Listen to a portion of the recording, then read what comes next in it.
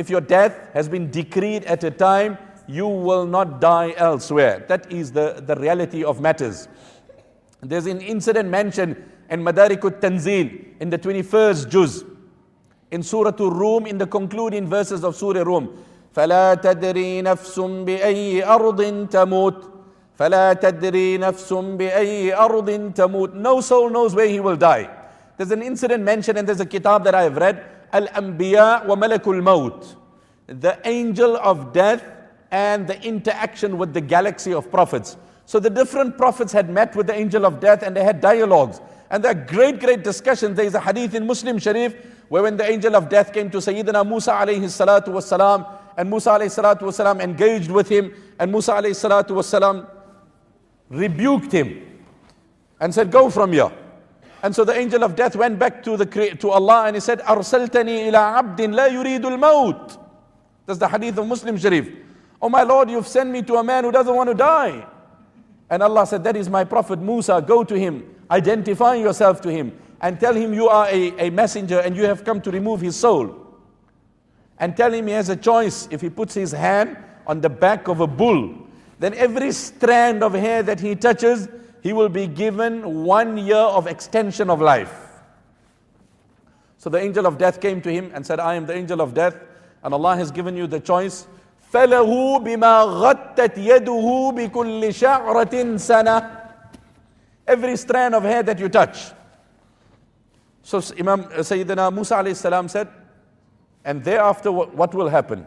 If it was me, I would look for the most hairy bull, the one that has the most amount of hair on it, and grasp with 2 hands in a full embrace so that I could prolong my life.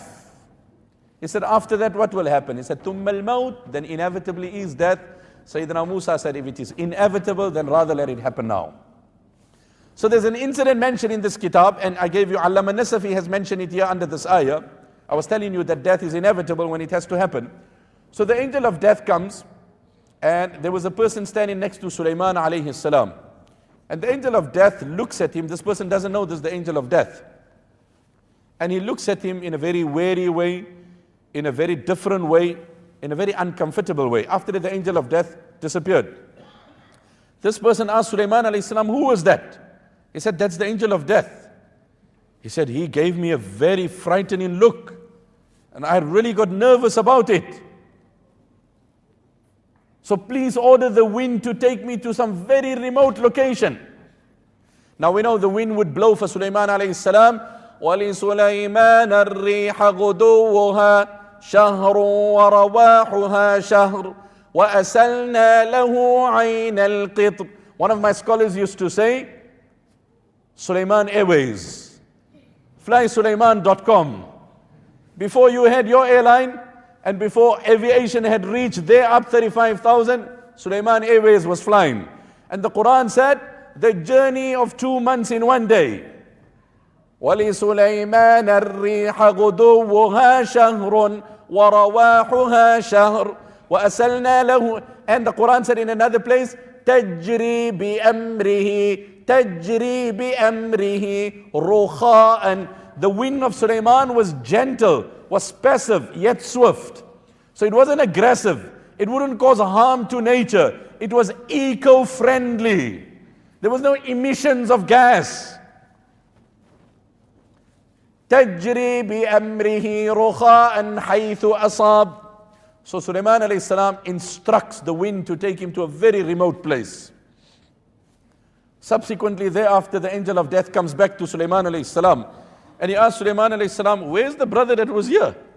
He said, to be honest, he felt so threatened and intimidated by your look, he asked me to relocate him with the wind, which I did because of the miracle that Allah has given to me. So the angel of death sighed with relief. He said, I was wondering, because in an hour's time I was given the command to remove his soul at a very distant place. I was wondering, what was he doing here? I said, what is this man doing here? Allah has told me to remove his soul at a very distant location. And I'm like, this man is sitting here, and in an hour's time he needs to be dying on that other island.